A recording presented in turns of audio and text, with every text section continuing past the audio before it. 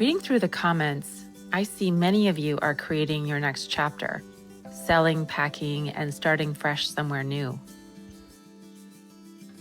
When I sold my house, I released everything I owned and came to Bali with just 2 suitcases. Mom's story, a little different. Hi, I'm Debbie, and this is my mom, Linda, and we are retired here in Bali. We both moved for different reasons. What was common is we had to get rid of everything and start over. And I'm making this video now because it's been long enough since we've moved here, and Mom's perspective and my perspective each are different. But it's the kind of perspective you only get with time. How your lifestyle shifts, how your priorities change, and how living here really teaches you what's essential. Like when I let go of my stuff, I was able to be a little more tolerant of just getting rid of stuff. Where Mom, on the other hand, there were certain things that she wanted to keep.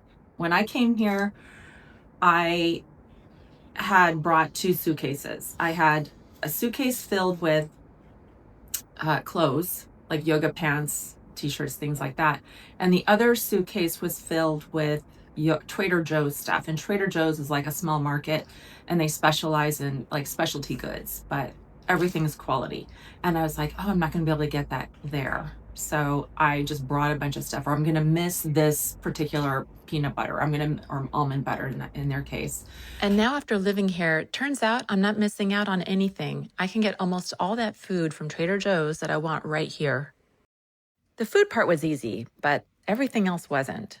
The years, decades of stuff we accumulated, the things we thought made up a life. Learning to live without all that took time. When I made the decision to take everything I own and give it away, I shut my feelings down. It was like a death, and that I could not allow myself to even think about. And so the bigger items that I gave away, I gave to friends, always at the back of my mind, well, if I ever get to move back, I'm going to ask for them back because I know they'll give them back to me, maybe. I no longer think that, however. That was then, this is now. But I did keep some things, and I put them in boxes, and I took them to my sons. And each time I go back there, I bring back a little bit more. And the last time I brought back an egg beater, and Debbie wanted to know why I would bring back an egg beater. Have I even used it? And I think I've used it a few times. And what else? Oh, and I brought back a little tiny oven thermometer. An oven thermometer. Because I couldn't buy that here. And I wanted to know the calibration of the toaster oven. Now this is I've had this probably 50 years. And it's tiny, it's small, and every time, and I have it in my drawer, and every time I open my drawer and I see it, it's comforting. It's like a teddy bear. Oh Lord. A blanket. A teddy bear, Mom? Well, I was thinking of Prince Andrew and his teddy bears. But this I found in a I probably Salvation Army, but you can't buy that here. You can't buy this depth and this size here. And I coveted this, and I brought it back, and I'm happy to have it. Yes, it's part of a Mixmaster, some being Mixmaster that they no longer make. But I love it. And it's good quality steel. And then lastly, the first time I moved here, this was in my original suitcase, this pot. Again, stainless. It's so old that its markings are gone. And it belonged to my Aunt Olga. And so when she died and I was going through her things, I grabbed this pot because it meant a lot to me. It was hers, A, and B, it's good quality. And again, a good quality pot of stainless you can't find here. When I first visited here, before I actually took the move, I realized, okay, let's see what I really need when I move here. And I thought I really needed those Trader Joe's things when I can get them over at Soil or The Live, or there's like 10 other places. There's a store called Bokashi, Dijon. I mean, there's an endless amount. Bali Buddha. Oh my gosh, that's one of the best. There's endless amount of little specialty shops that can. We've also not to interrupt you, because I hardly ever do that. Um, we filmed all these places before. I don't know if we filmed alive. Yeah, we did. Yeah, we did. We did a film alive. I used to buy this coffee from Trader Joe's, and you can ground it there, and I would grind it into the espresso little bits, so it's espresso, but it was dark. The main coffee here, the Bali coffee, is pulverized just like that, but it's medium. It's not dark roasted, medium roasted. Totally pulverized. So That's a polite word for it. I'm used to it now, and instead of just making coffee, I make it into my own version of a flat white. There you go. Yeah. Back in LA, there was this trend called bulletproof coffee. Some guy came up with it, and the idea was that you blend coffee with butter and your choice of milk or fake milk, and it would give you steady energy and mental focus without the caffeine crash. I used to make it all the time, and this is my own version, my kind of bulletproof flat white. Last time Mom came back, I asked her to bring certain Trader Joe's nuts. There are these like smoky things. Almonds. I still have them in my fridge. I haven't, I was like, You opened the package? I opened the package and then I was like, okay, these are great. I'll save them for later. And Well, like, if you saw her refrigerator, you'd know why. You can't find anything in there. I have a lot of stuff in there. So one of the other things that I used to bring here also was supplements, like vitamin D and vitamin A and vitamin C and blah, blah, blah, blah. When the fruits here have all that, the vegetables have all that, you can actually eat your supplements through real food instead of, like, that was a huge breakthrough for me. Like, instead of doing pills, you're actually eating your nutrition through food. That's true. I went to school and got my degree in dietetics, which is nutrition. And one of the things, this course, this is Chico State, class of 84. 84? Yeah. One of the things that the professors always preached was that you can get all your vitamins and all your minerals through your food.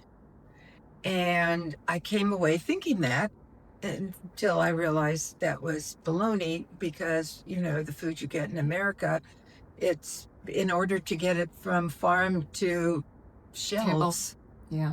There's a wait period, and so you need to add preservatives so that it could withstand the time it takes. Right. From the time it's and don't forget to it sits on a truck, to the travel, to the drop off of the store. All right, we get the point. Okay. So and don't forget too, there's pesticides, which you really don't have here, because you can pick up some romaine lettuce, and unless you wash it, there's critters sort of down by the stem, by the like, I've seen ants. There's these little green wormy things. So there aren't any pesticides when there's bugs on the food. When the worms show up. Yeah. Okay. So I brought my sheets.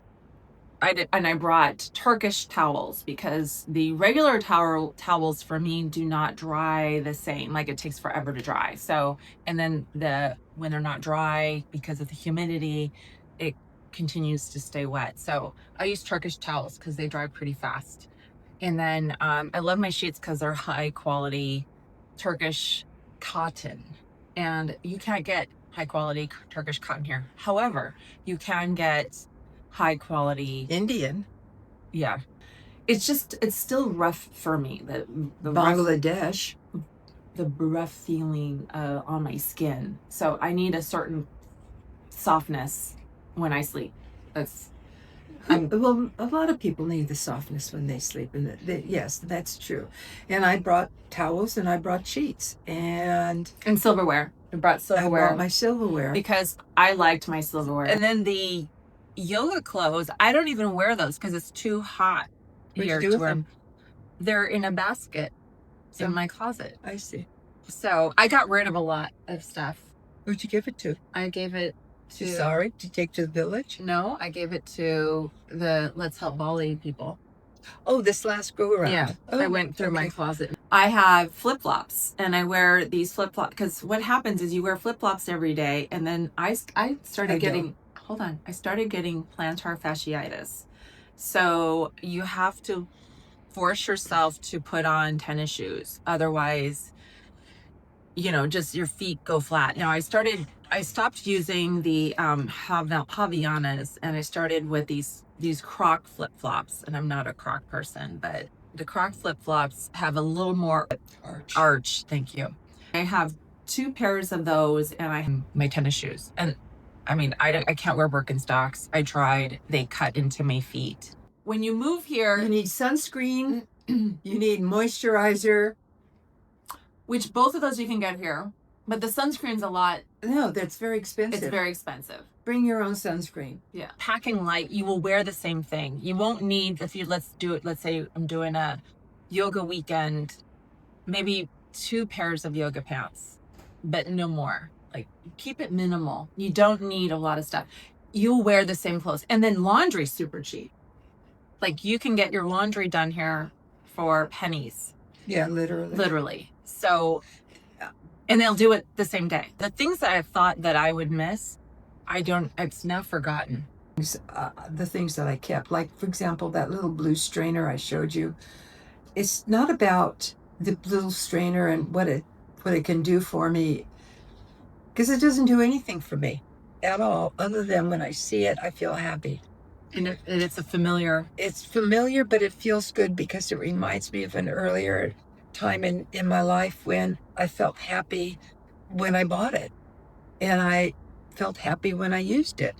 And here, I don't have any need to be using it, but it's small enough that when I see it and when I open the drawer, I feel happy. And I think that emotional tie is so it's like I'm not mourning what I don't have because it's not in my face, but just certain things that you remember. It's like your past, certain times in your past that you think, oh, I do miss that. I do. There's certain things that I miss. The other day I watched this very old movie, which I'd never seen before, called The Bishop's Wife. It was made in 1947, right after the war. And one of the things is children looking in a window at Christmas ornaments that where the trains moved and Santa was in there. And it was mechanical toys that they put into the department stores' windows every Christmas. And I remember that, and my mom taking me there, and what that happy feeling was of seeing those mechanical toys, which which they don't do anymore. It was of another time, and I think that's what I mourn. And it could be a reflection of my age, because I have less years in front of me than I do behind me. And my mortality is coming to an end one day. I don't know what that day is, of course. But so there's some of that too. And do I feel happy? Yeah, I do. Because this is where I am. I feel happy. You have to feel happy where you are, because what's the alternative? And I'm not ready for that. So, yeah. Okay. So I don't know. I'm squeezed out. I guess what we're saying is maybe it is okay not to get rid of everything, but if it's out of sight, will you need it or will you forget it? And sometimes what may seem less practical might be the one thing you do need, like Mom's colander. She's had it for 50 years. Did she mention that? And if that's what brings her joy, why not? So if you need guidance on what to bring, we still say pack light, but it's okay to include a few things that mean something to you. Thanks for being here, for listening, sharing, and growing with us. And wherever you are in the world, or wherever you land, I hope you are surrounded with what feels like home.